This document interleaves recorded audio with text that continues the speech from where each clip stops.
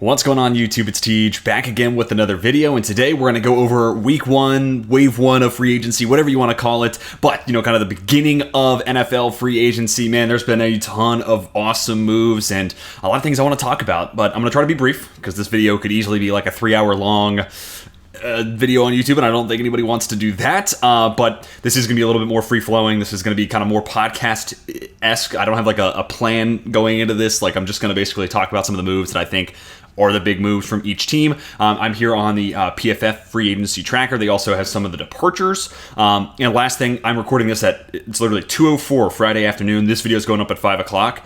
I tried to wait as long as I could before, basically having to record, edit, and publish this. But if anything happens in these next 3 hours that I don't catch, I'm going to have my phone on me, so I'm going to try to be aware of all that. But there might be something I miss at the very last second. But basically, the last piece of news is Aaron Donald just retired. So we'll talk about that when we get to the Rams. But without further ado, let's go ahead and start talking about the Arizona Cardinals. And, bringing in Sean Murphy Bunting, I think that makes a lot of sense. Mac Wilson, kind of a low cost. Maybe there's some upside still to be mined there.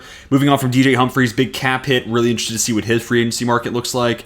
A team like the Jets, the team like the Chiefs, a contender looking for a one-year guy. I could totally see where he's in that market. Jonah Williams, also an interesting guy. I wonder if he wants to play right tackle. Like, is he more stringent on playing tackle or playing on the left side? Because to me, it's like left guard would be the perfect place for him to go in this Arizona offensive line, but maybe he wants to continue to play tackle. And in that case, I guess you could play him at left tackle, but let's just flip Paris Johnson Jr. over at that point. I don't know.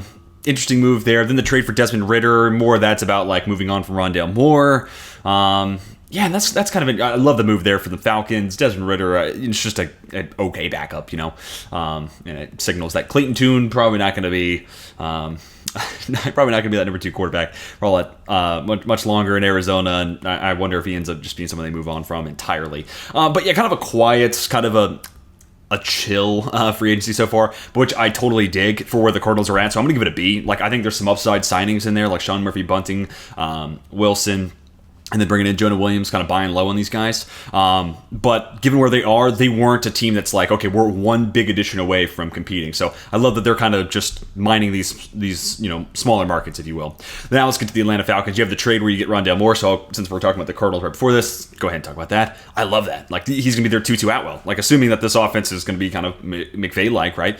I think he's going to be their Tutu Atwell. And I also love the Darnell Mooney signing. That's one I'd been talking about the last couple of weeks before we got into official free agency. It was one that he's a great compliment to Drake London. Didn't think he'd be super expensive. They're going to have to sign Kirk Cousins. That's obviously the headline move. So I think Darnell Mooney was kind of in their price range. And just a really nice compliment to London, and also a nice compliment to Rondale Moore. So they just got so much more explosive with those two receivers. Even like a Ray McLeod's a nice special teamer / yards after the catch guy to bring in. But obviously, again, the big move here is Kirk Cousins. I'm a little worried, 4 years, he's going to be like 40 at the end of the deal. So a lot of money to give out to a guy, but you know what? If the Atlanta Falcons, win the division the next 2 years and win, I don't know, over the next 2 seasons, let's say 3 playoff games, maybe they can get to a Super Bowl in the NFC too. Like, I don't think they're the best team in the NFC, but like, weirder things have happened, right? I think a lot of Atlanta fans would be like, yeah, it was worth those 2 years of success, even if it means by year 3, like, we need to start reevaluating quarterback all over again because Kirk's taking a step back. But man, love what they've done with this offense.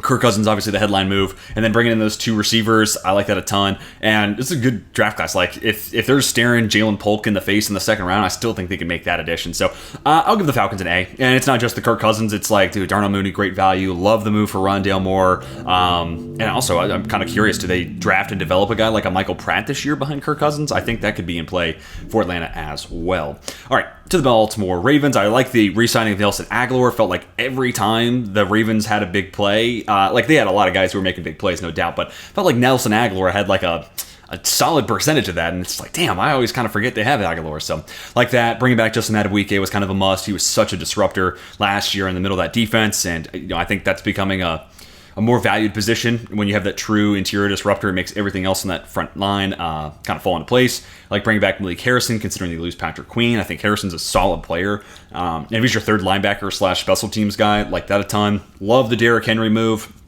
I'm over the move with that. That was my prediction. I figured he would go there, and I am a Steelers fan for those who don't know, so I'm a little concerned to see what that is gonna mean for my Steelers. But just looking at the Ravens and their process, they're 2 years, $16 million, to solid value. They could still add like if they drafted Jalen Wright in the second round.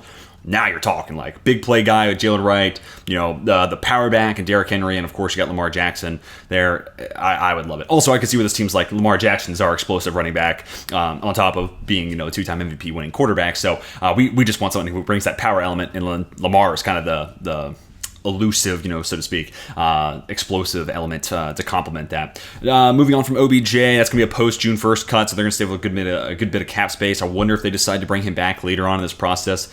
I'm really interested to see what his market is. Like, I kind of have a feeling like OBJ is going to be around until we get to training camp, maybe through training camp, and then go and sign with someone like, I don't know, Kansas City, or someone like that, a contender. Detroit, maybe I could see that too, or going back to Baltimore. Like, I think that's totally viable too. Maybe Miami, I could see where he wants to do that as well. So a couple of AFC, a couple of NFC potential landing spots there for OBJ, at least ones that make sense to me. So yeah, solid offseason for the Ravens. I think they handled the business they had to handle, and then you add in a Derrick Henry. I'm going to give it an A. I really like where the Ravens are at right now, and dude, them and Cincy, man, I think the Ravens might be the best team in the AFC North, but man, I'm going to be really curious to see what the Bengals look like with Joe Burrow back there, and we'll obviously see if they move on from Higgins, but we'll talk about that in just a minute.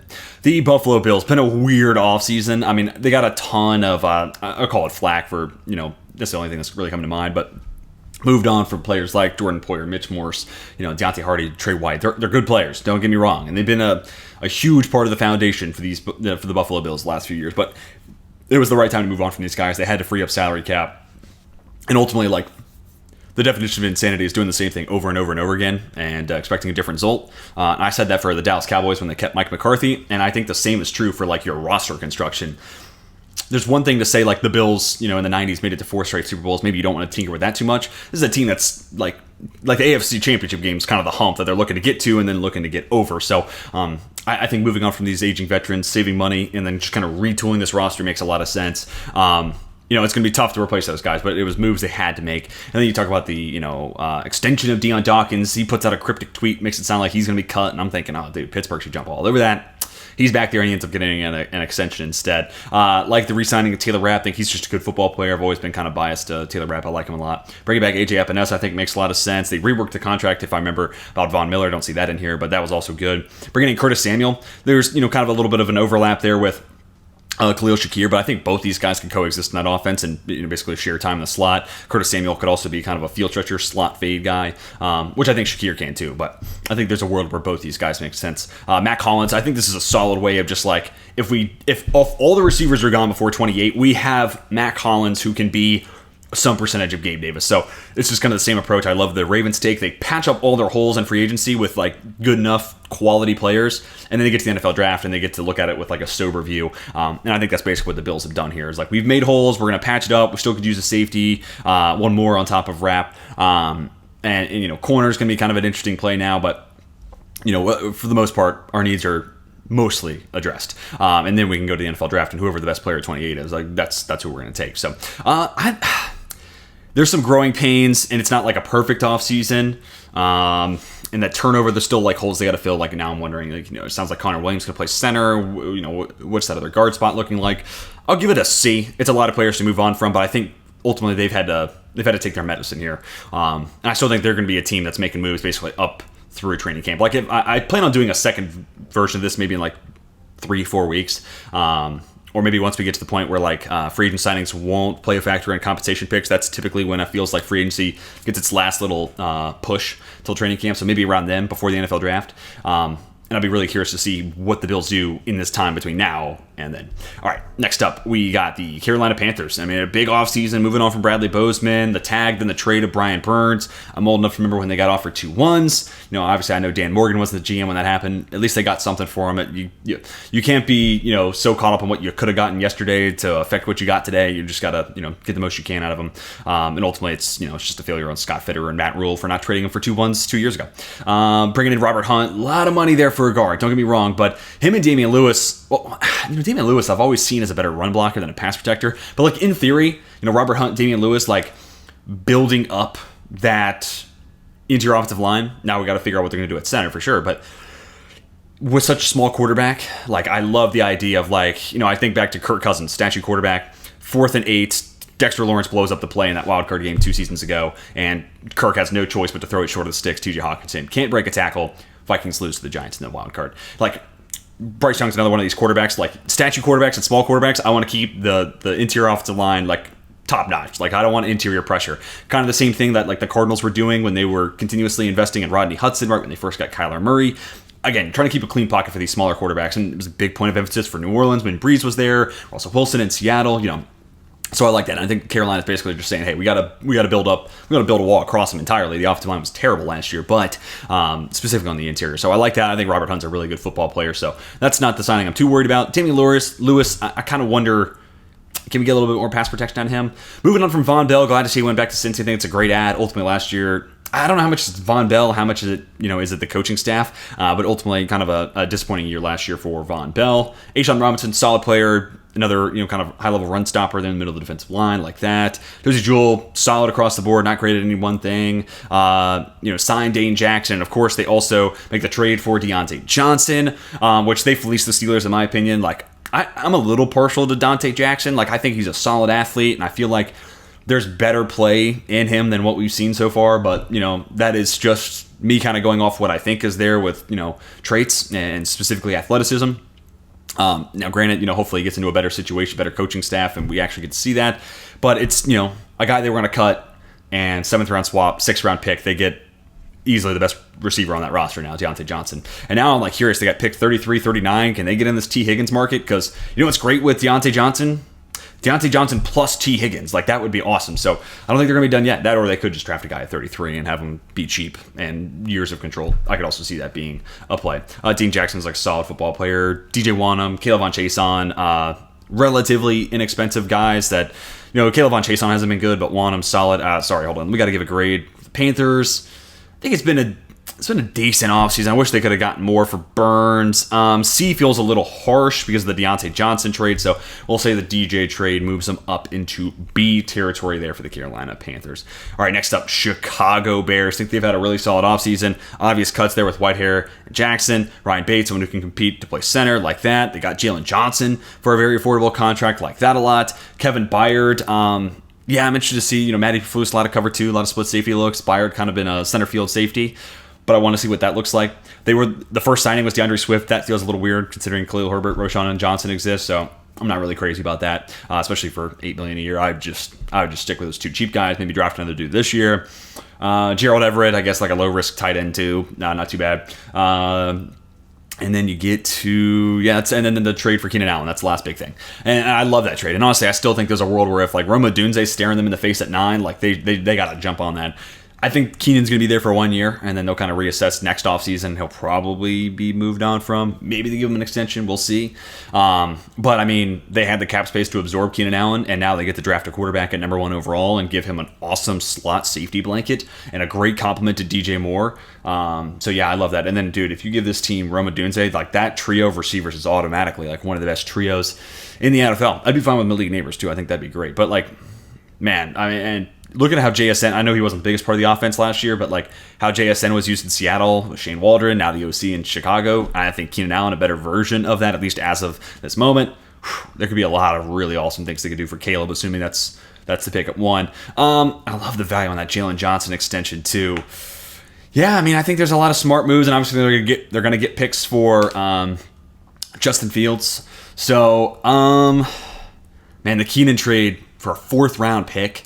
Kevin Byard, do I give this an A? I don't love all the moves. I don't love the Swift move keeps it out of the A range. Like, if you're going to get an A in this, I think you've nailed it across the board, basically. I'll give Chicago a B. I've liked a lot of what they've done. All right, let's get on to the Cincinnati Bengals. Obviously, T. Higgins requests a trade. There's a world where he stays. There's also a world where they part ways with him, especially, pick 33, pick 39 from Carolina. I think Cincinnati would highly consider that. Geno Stone, love that. They also get back Von Bell, so I kind of feel like they're back to where they were a few years ago. Geno Stone's not as good as Jesse Bates, but Von Bell was a huge part of that defense. Geno Stone can do, some percentage of what Jesse Bates was doing. Now I'm interested to see what they do with Dax Hill. Like with Mike Hilton moving on, are you just play Dax Hill in the slot? If so, I'm all for it. That type of twitchy, lateral, change of direction skills at the center of your defense, totally here for it. It's just going to come down to, does he want to tackle on a consistent basis in the run game? Also, you could play Cam Taylor-Britt there. I'd be totally cool with that. Dax Hill, can he play some outside corner? I thought he could coming out of Michigan.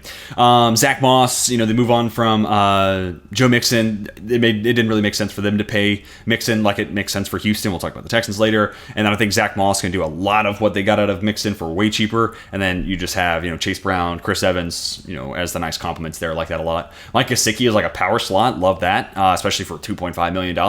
Not much that can go wrong there. We move on from Nick Scott. Sheldon Rankins, $13 million a year is, I don't know about that one. That feels like one they're going to regret. I don't know what it is. It feels like every few offseasons, Sheldon Rankins gets a bag, and then within that first year, everyone's like, yeah, that one was a tough signing. So I hope I'm wrong, but it feels like Sheldon Rankins is not going to be anywhere close to TJ Reader, and that's going to be a hole that's going to be an issue this year for Cincinnati. Tanner Hudson re-signed, Trent Irwin re-signed. I think they have good chemistry with Joe Burrow, so I kind of like those guys coming back. A lot of good moves. Love what they did with the secondary. We'll see what they do with T. Higgins. And the Sheldon Rankins move's okay. Like, in theory, I get what they're going for. Re-signing Cody Ford, I think it's a solid addition for an interior offensive line that's had some issues.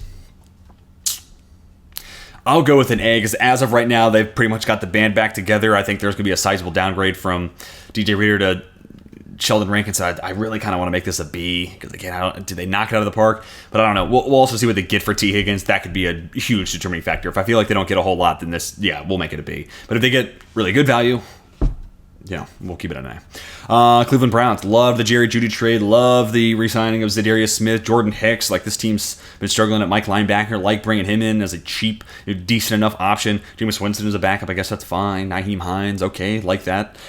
Shelby Harris. Good re-signing there. Good solid football player still. Quentin Jefferson had years of being a pretty solid run defender. Devin Bush. Kind of the same thing with Hicks. Like, you have these two guys that... Hicks has been around the league for a long time. He's a solid player. Devin Bush, perceived upside, former top 10 pick, hasn't been very good. Didn't get to see the field all that much last year in Seattle. Maybe Cleveland's the place where they can kind of crack the code. I think it's been a solid offseason, really headlined by those first two moves. Jeudy, keeping Zadarius Smith around. Love both those additions. Receiver core strengthened, keeping that defensive line of strength in Cleveland. I'm happy to give the Browns a B.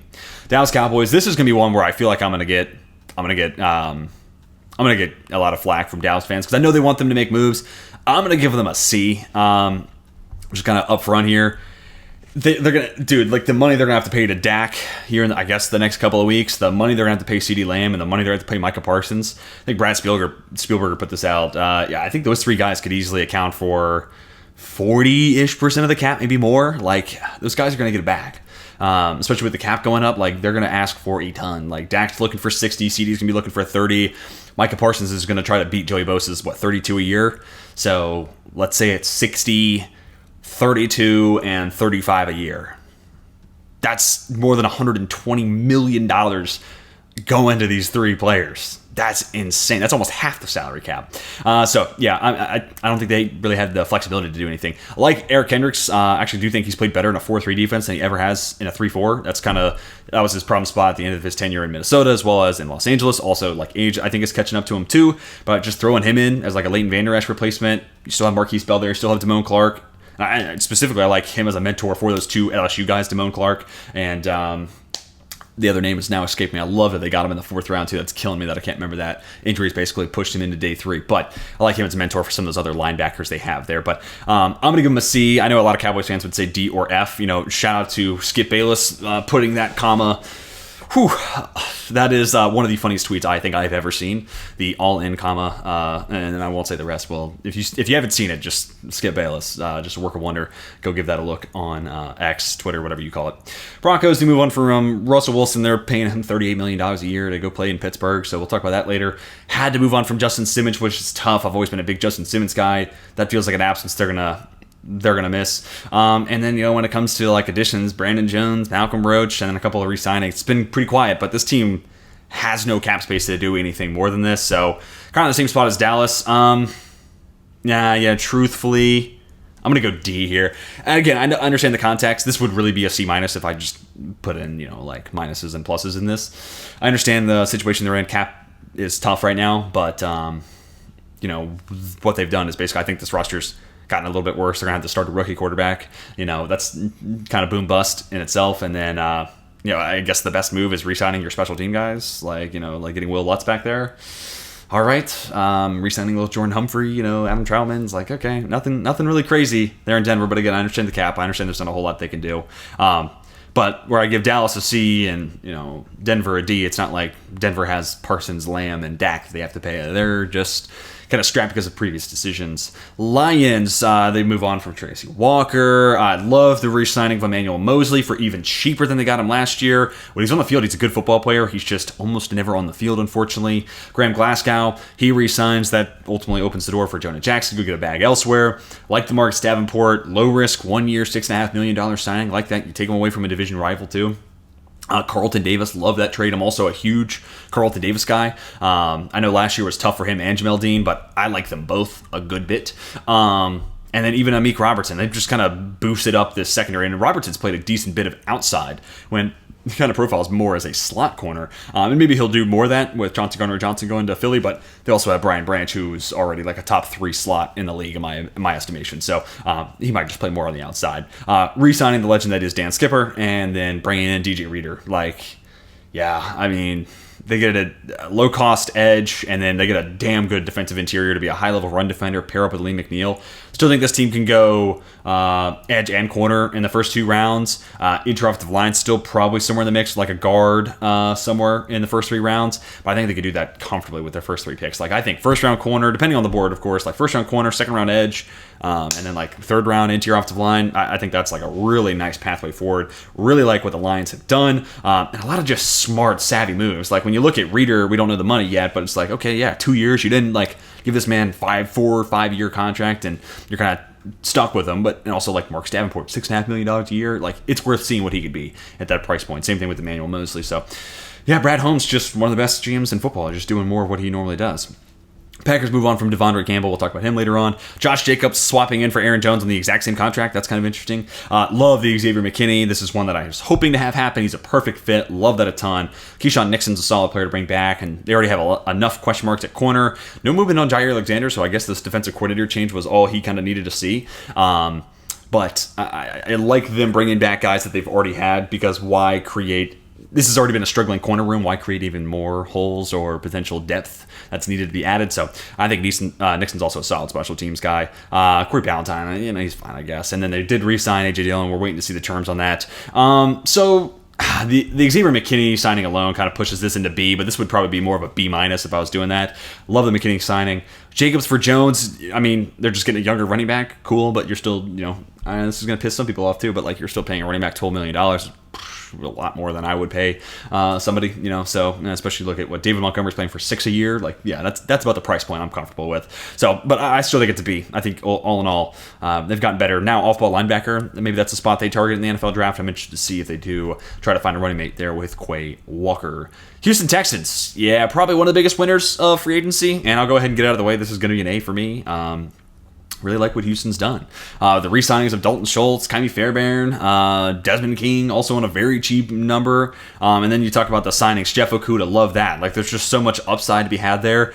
D'Amico Ryans, turn around Blake Cashman. There's nothing saying he can't do the same thing with Jeff Okudah. The only difference is, like, Ryans played linebacker, so maybe there's more reason to believe into that versus like former linebacker coached up a corner, but I still believe in it. Danico Autry, I think he's been one of the more underrated players in the NFL as a whole, so I love that addition. Plus, of course, let's scroll down a little bit more. They've been this active. Daniil Hunter, so now it's like and Autry can play some on the inside too, but like a 3-edge rotation of Will Anderson Jr., who was great, Daniil Hunter, and Danico Autry. I am over the moon at that. Foldy Fatukasi getting another interior defensive lineman. I know that's a spot where a lot of Texans fans have wanted me to address in my mocks. Now you have a solid run defender in there just in case the board doesn't play out the way that you would like. Bringing back Noah Brown like that, I think Azeez Al-Shaair. I know Blake Cashman had a really solid season last year. I think Azeez Al-Shaair is just a better player, so I would love to see him partner back up with D'Amico Ryans. Obviously overlap when they were in San Francisco. Joe Mixon, again, Cincinnati was not in a spot where they could pay him, but Houston is, considering they got a rookie contract window. And that's also the thing I love about the Daniil Hunter signing. Like, 2 years. You're going to have a cheap Stroud while he's on that, big contract. So you have the flexibility. Also, Tim Settle's been a solid player when he's had the chance to be on the field. So, yeah, absolute A, one of the best off seasons thus far in Houston. Indianapolis Colts, a couple of extensions, including Zaire Franklin, who I think is a really good football player, as well as Michael Pittman. That was the big one. You need to keep him around.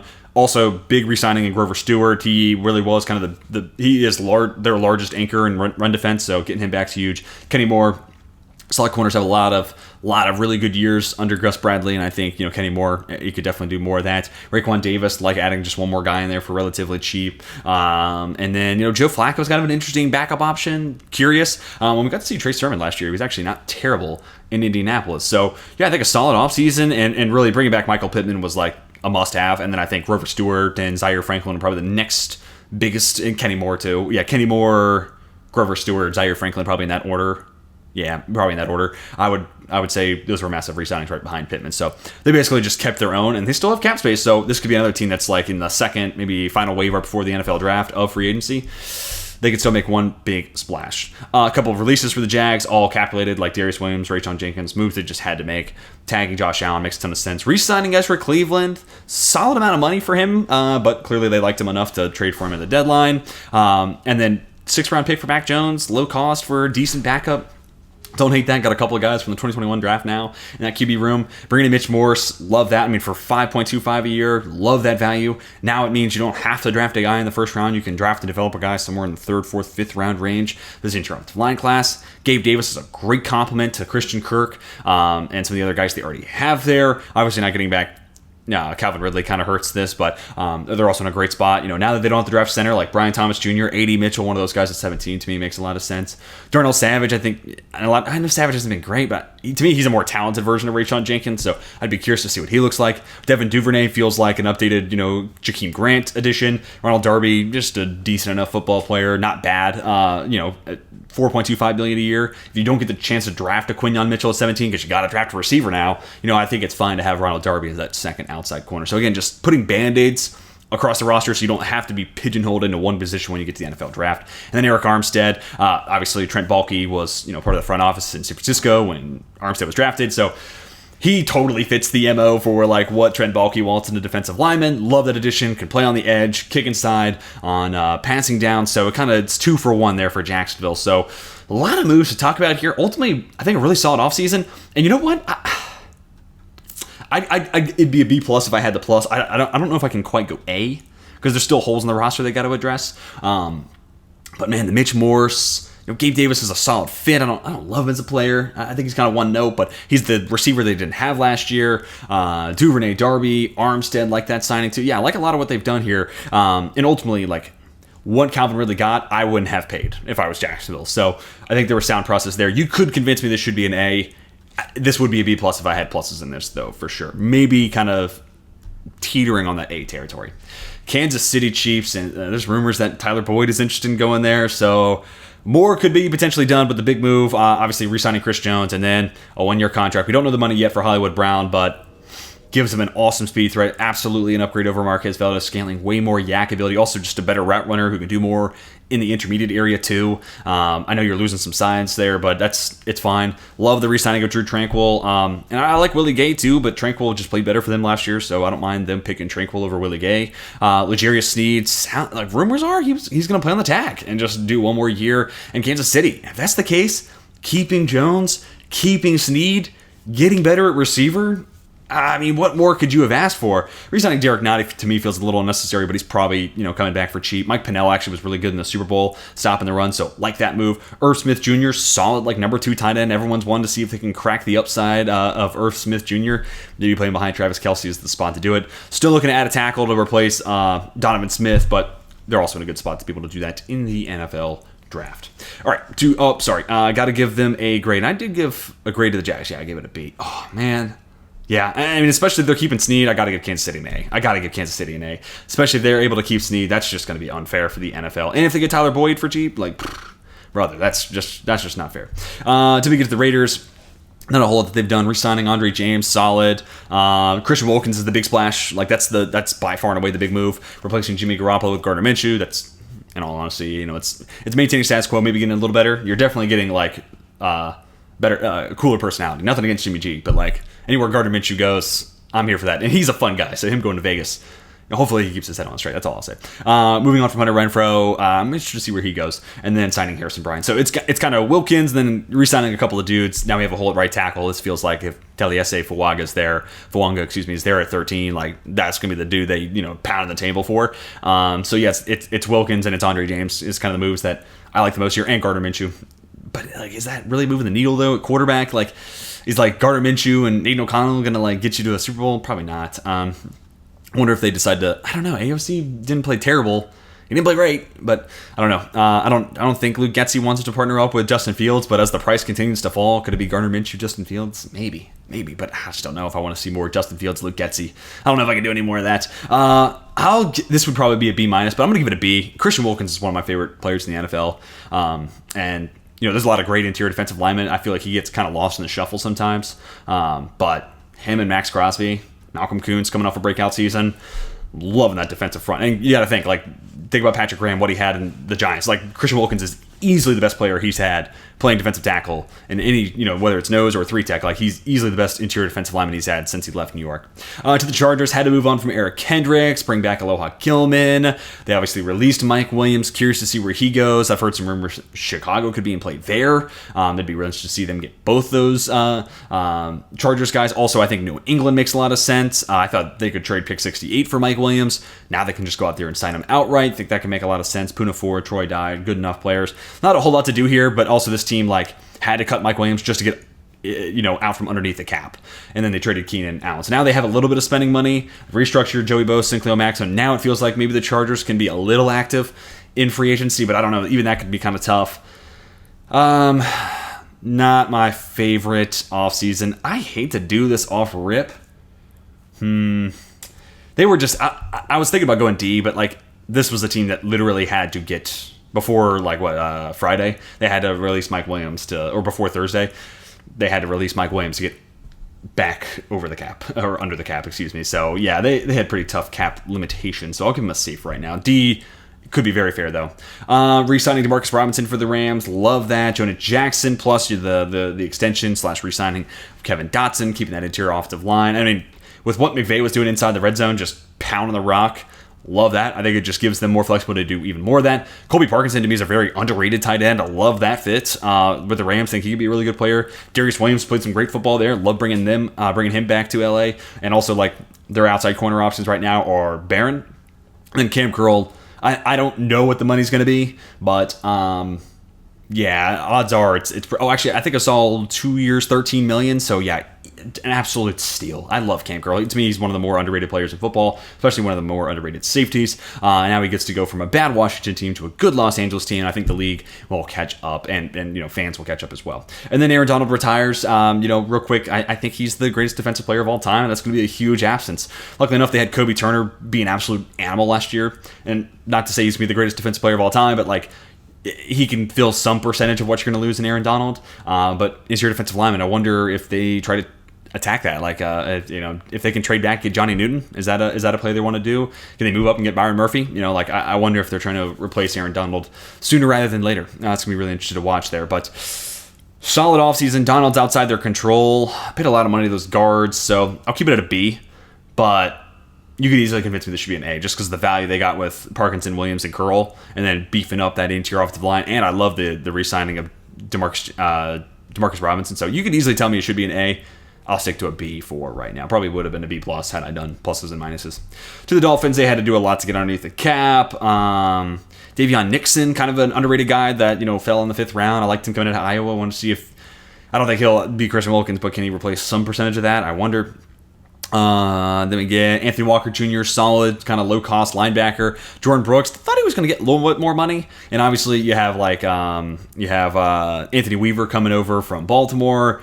They had a couple of great off-ball linebackers, so trying to fill that with someone, and they got Brooks cheaper than Patrick Queen was ultimately signed for, so I don't hate that. Aaron Brewer, he's really light to play center, but I do think last year was probably the best year of his career, so maybe they're getting him on the upswing.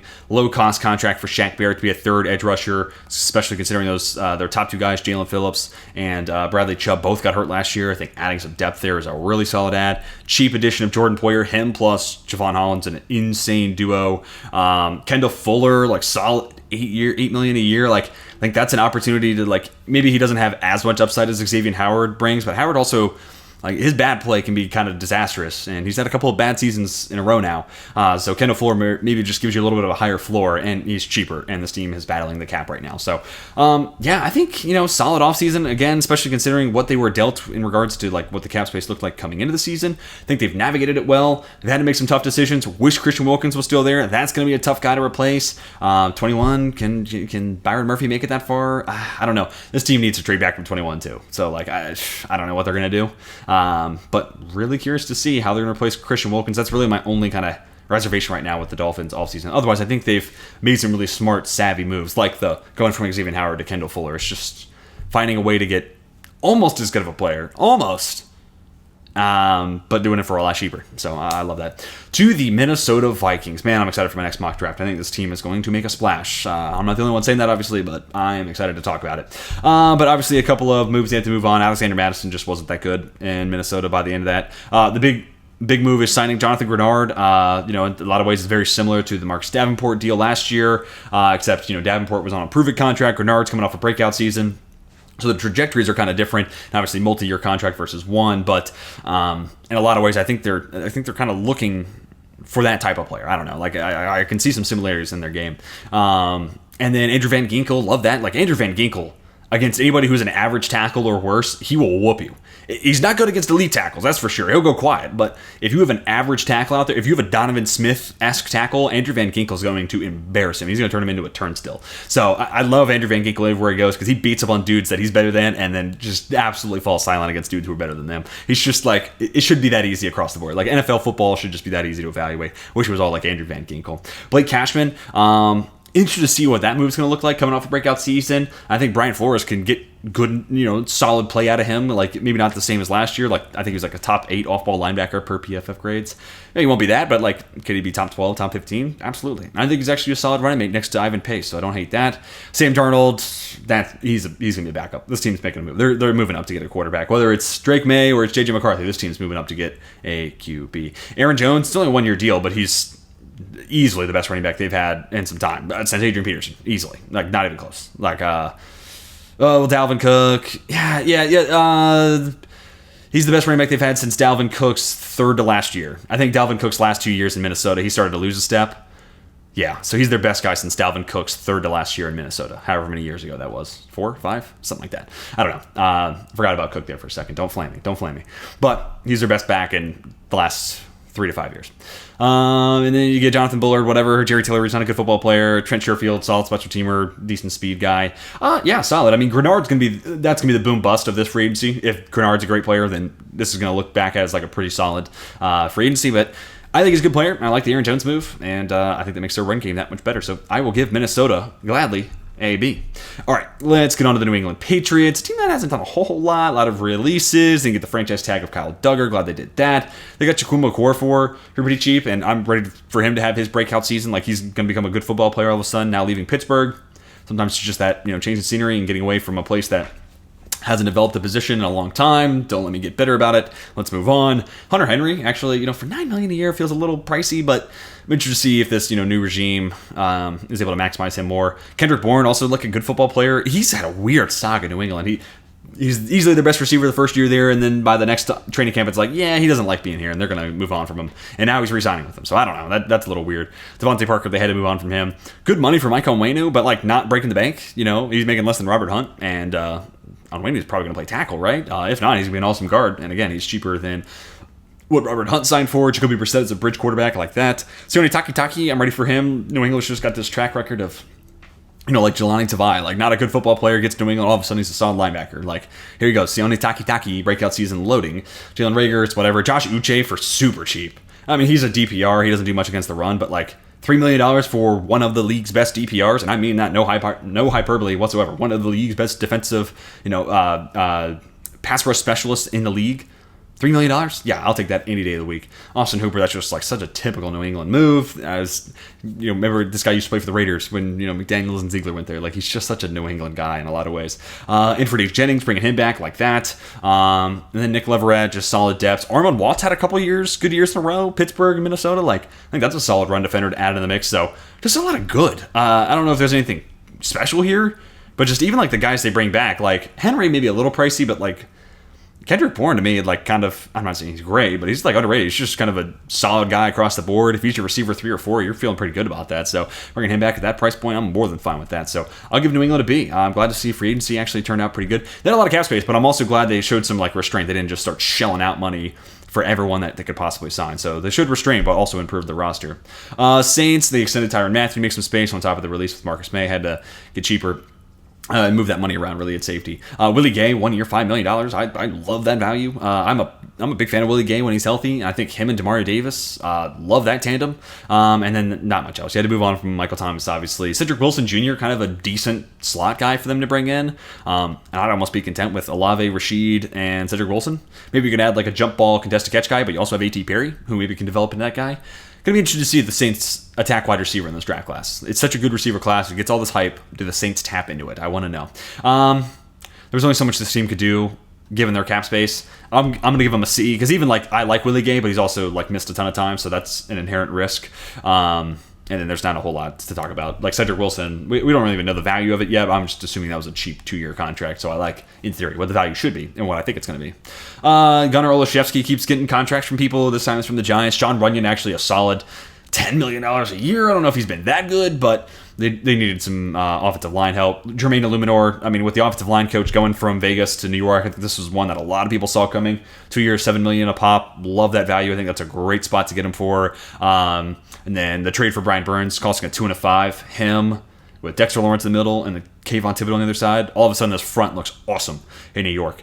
Drew Lock as an upside play, $5 million. Love that. He's a cheap backup. And Brian Dable, could he do what he did with Josh Allen? I don't think Drew Lock's anywhere near as good as Josh Allen, but could he get, what we saw Lock last year was not too bad. Like, could he get some nice little upside out of Drew Lock? And do we see Drew Lock this year? Look, Daniel Jones struggles his first 4 weeks. Like, I wonder how long of a leash Jones has. How long does it take before we see Drew Lock? I'd be really curious about that. Zay McKenzie, solid player like that. They already have a ton of slots, but he's just a good football player. And then Jake Stoll, decent tight end depth. Love the Illuminord signing. Love what they got Burns for. So I got to give us a B. I think Runyon's a bit of an overpay. I also like the upside of Lock, though. So more good than bad for sure. This would probably be, I think, a solid B, but like teetering on B+ if I were to do pluses and minuses. How many times have I said that in this video? Take a shot every time I do it. Good way to start your weekend. To the New York Jets. Moving on from Laken Tomlinson was absolutely a move they had to make. Re-signed Chuck Clark, solid football player, just a nice little good safety to have. They lose out on Whitehead, unfortunately.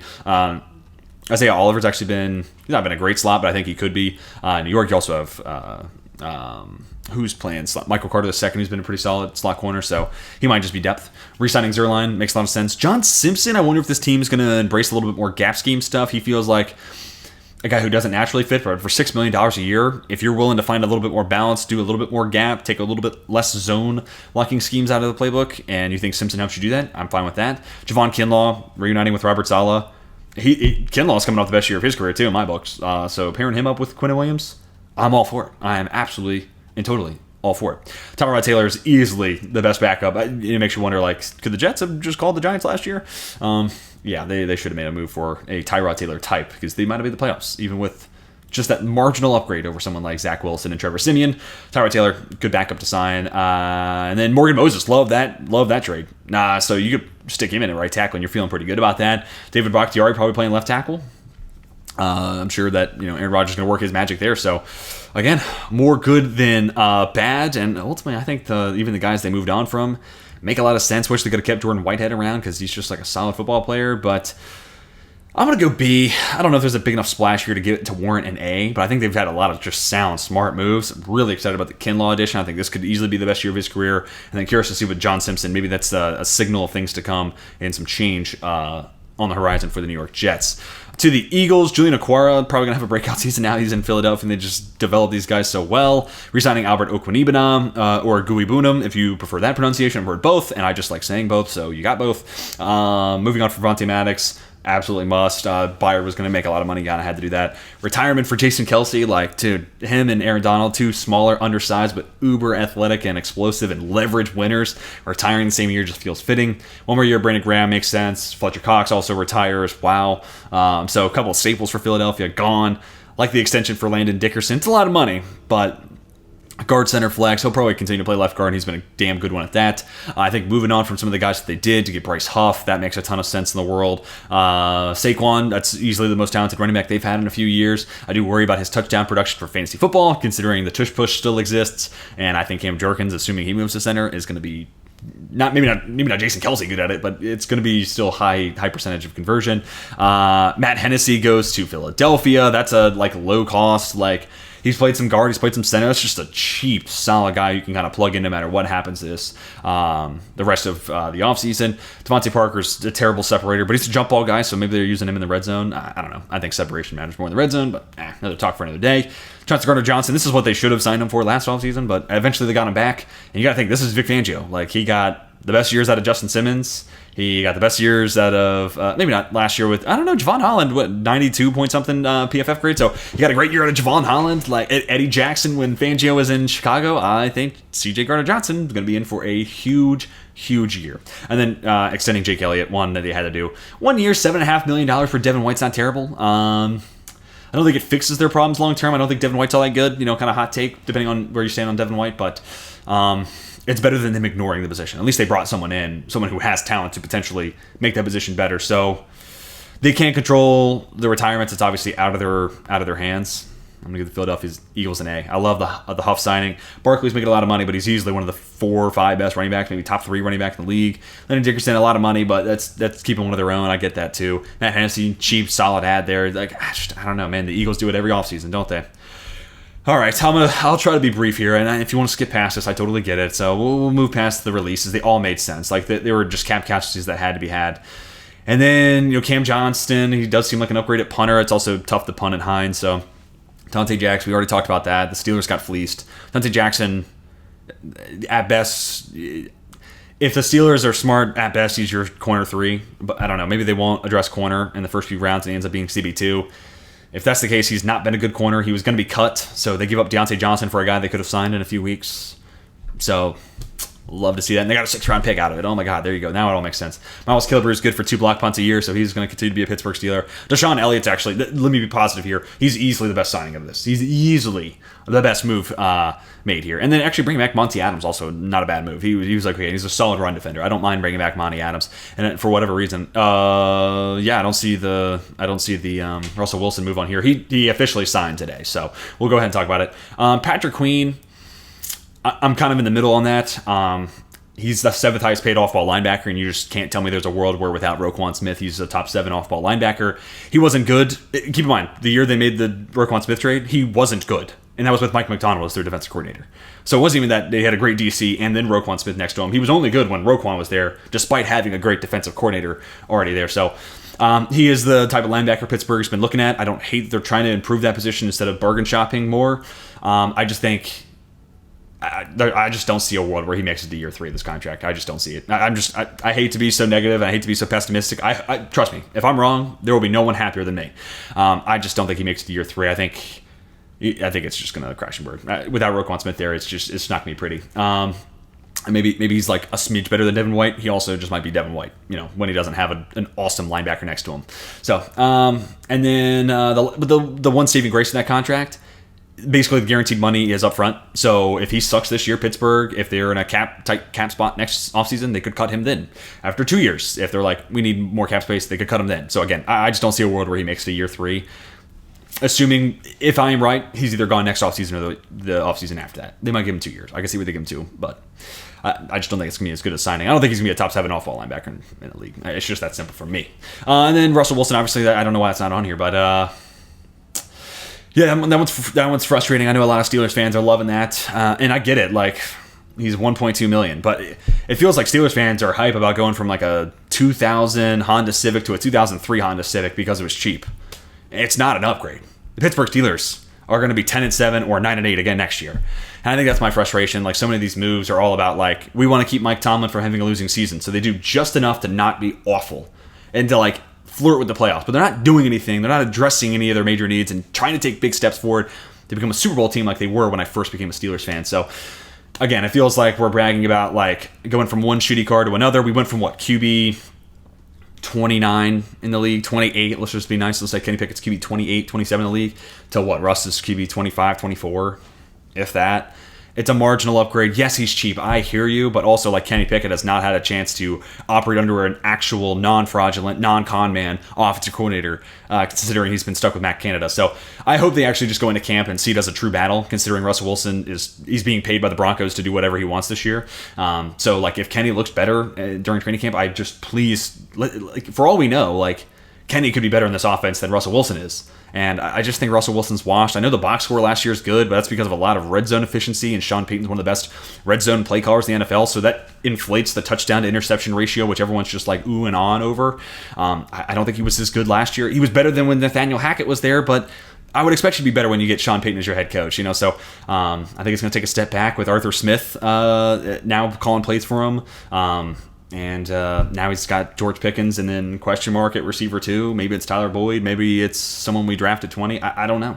And that's the other thing with the Deontay Johnson trade. It's like we already have enough holes. Like we got to find a center. We got to find a tackle. We got to find some corner.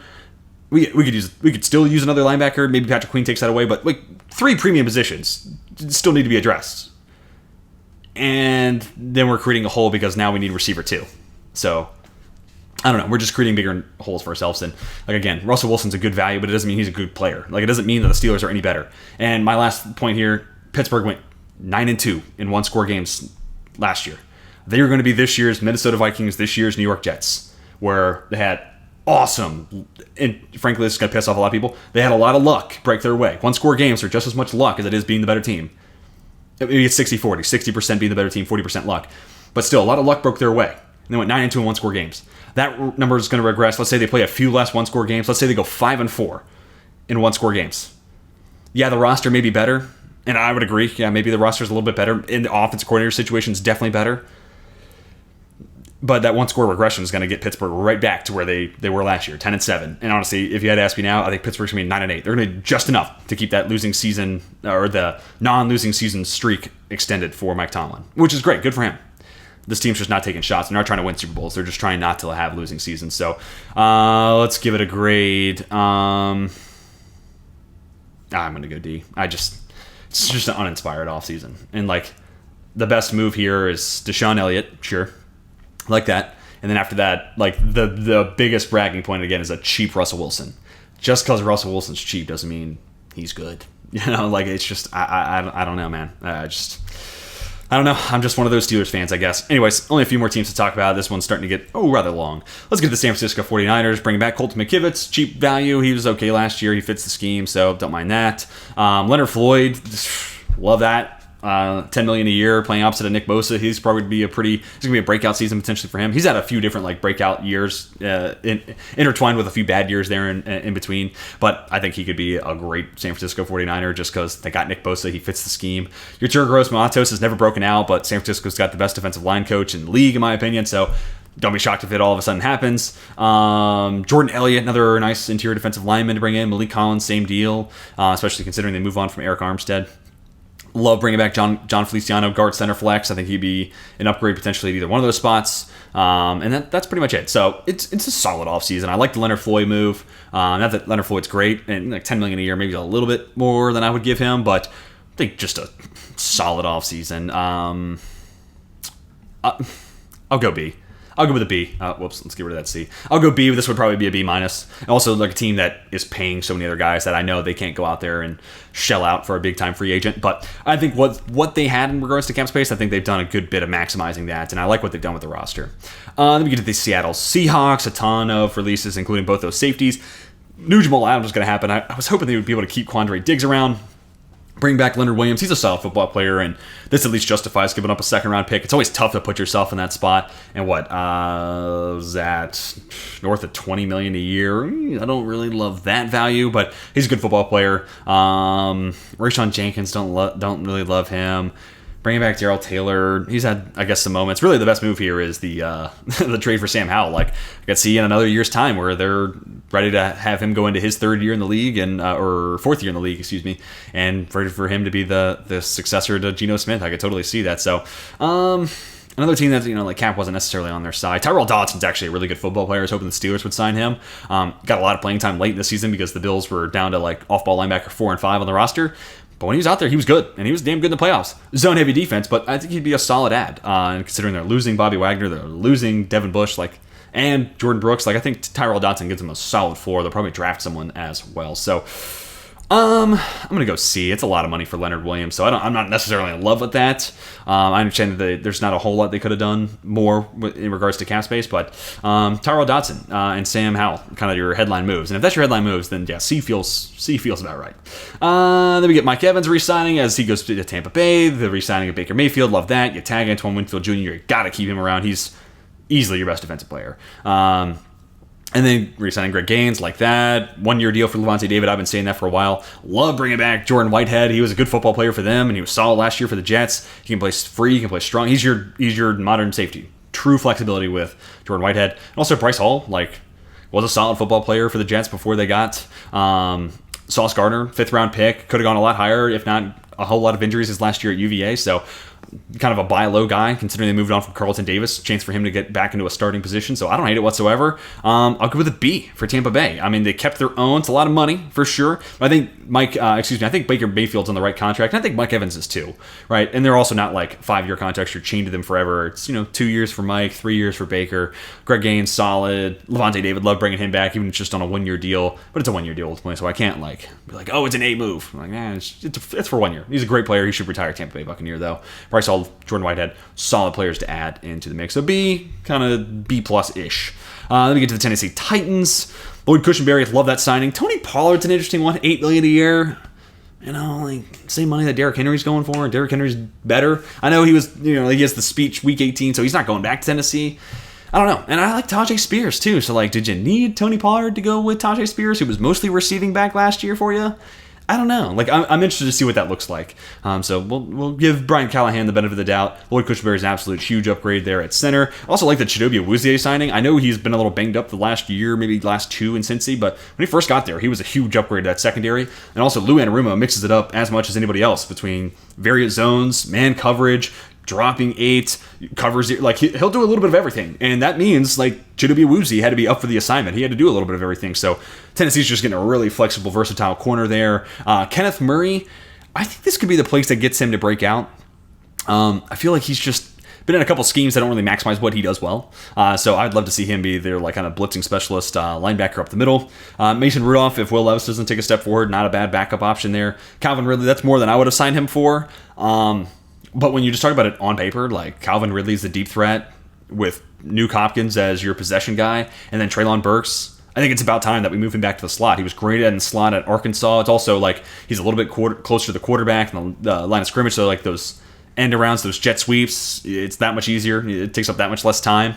You're giving your defense that much less time to be able to read and react, to make a decision and call that out. So I think ultimately him moving the slot might be the best thing for him. And I like, on paper, Ridley plus Nuke Hopkins. I think Ridley will play better this year. He not only was it a year off, it was really a year and a half off. So I think he was a little rusty, a couple of tough drops last year, but I like him as a compliment. Again, it's a little bit more money than I would have given him. Nick Folk's an automatic kicker inside 45, and that's my type of kicker. If you're automatic within 45, that's all I care about. Just don't miss gimmies. If I get to the opponent's 25, I do not want to be conceding 3 points that I should have on the board if I'm taking 3. Nick Westbrook-Akinen's a solid blocking receiver. That's all about what he brings to the table. So there's a couple of things here that I don't love, how much they had to pay Calvin Ridley, but Lloyd Cushenberry is a huge upgrade. They get another running back in the mix, plus Tajay Spears. I think that could be a nice little 1-2 punch there in Tennessee. I do wonder who's going to be doing what, though. Last team to talk about, the Washington Commanders. In a lot of ways, they've had as good an offseason as anybody else, so let's go ahead and flash the ad. I love a lot of what they've done. And ultimately, I think Adam Peters and Dan Quinn put together the perfect game plan. I'm not the only one to say this, but I have been saying this on the channel, and a lot of other people have been too. Now they have 6 top 100 picks after the trade yesterday for Sam Howell. This is as good an offensive draft class as I've seen. Just point blank simple. It's as good an offensive draft class as I've seen between the tackles, the receivers, and then the quarterbacks. And, once you get into the mid-rounds, I think there's some solid value at running back and interior offensive line, too. So it made all the sense in the world for this team that has all this cap space. Go get guys who can help Dan Quinn run the defense that he wants right away. And that gives Josh Harris a little bit of what he's looking for. I want to win and compete right away, right? So you spend on defense, and you have 6 picks in the top 100. I don't think all 6 are going to be offense, but 4 of those 6 should be. And of course, it's going to be a quarterback at 2, especially after the Howell trade. That's going to happen. And then you have picks 36 and 40. Not to give away too much my next mock. That's coming out, I believe, Monday. I'm going to do something a little different this time. But I think they could package 36 and 40 and have Miami trade back with them and move up to 21 and go land one of the top tackles in the class.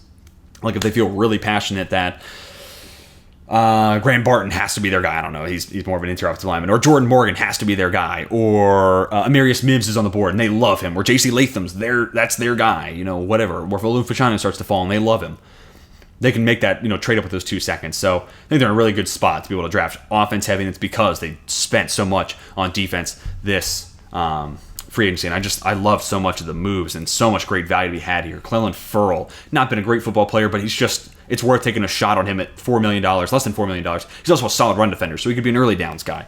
Nick Algoretti, solid offensive line depth. And Austin Eckler, absolute steal of a value. I know last year wasn't his best, but he should be a guy who's getting more than $6 million a year. Tyler Biadasz, the value's a little steep for me, $10 million for Biadasz. He hasn't been great, but coming over with Dan Quinn makes some sense. Dorrance Armstrong was a signing I think a lot of people saw coming. He's an upgrade there at edge, considering the guys that they have coming back from last year. And then Jeremy Chin, interested on the 1-year flyer there. Jeremy Reeves, whatever. Bobby Wagner, 1 year, and a presence for Frankie Louvu. Love that signing. That should be a little bit down here. Oh, where's the Frankie Louvu signing? Oh, there it is. A little bit higher up, just above Eckler. So for Jamin Davis, Frankie Louvu, Bobby Wagner, Jeremy Chin, I'm all on board with that. Like those guys kind of playing, linebacker. I think, honestly, Jeremy Chin played. I know they drafted Quan Martin, but like Jeremy Chin could be a nasty slot at his size. Like he could be insane with that arm length, but anyways, I'm really intrigued about all 4 of those guys now that they're all together. And then I guess that's about it. But just a couple of solid interior offensive line upgrades, and then spending money on defense. Would love to see them add one more corner. But beggars can't be choosers. There's still some guys out there that I could still address. And also maybe that's, if they're not going all offense with those first 6 picks in the top 100, corner's a good spot to draft. Corner, edge, I think those would be the 2 spots now that they've signed Frankie Louvu. And that probably, takes off-ball linebacker away from them. But I love what Washington's done. It's just, it makes sense. They've signed the positions that maybe the draft isn't as great at, barring interior offensive line. They think they could have drafted a couple guys there in the 3rd round. But if you're drafting an interior offensive lineman in the 3rd round, that means you're not drafting another receiver to replace Curtis Samuel. Or that means you're not getting another tackle, or you're not getting whatever, So I love the roadmap that Adam Peters has put down for this team. I'm really excited about where this team's going moving forward, man.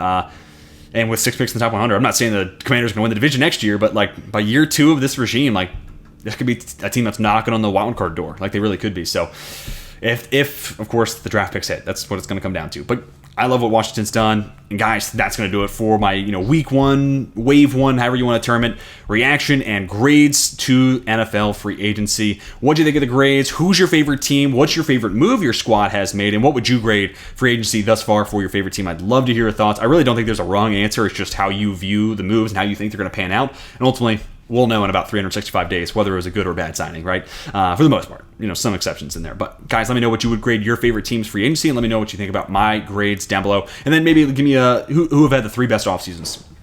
Who have had the 3 best free agencies so far? Right now, I think I give out 3 A grades. Houston immediately comes to mind. Washington liked a lot of what they've done as well. And if you want to throw in some disappointments, I'm totally fine with that as well. But guys, that's going to do it for me. Hope you all have a fantastic rest of your day. And until next time, my name is Tej, and I am signing off.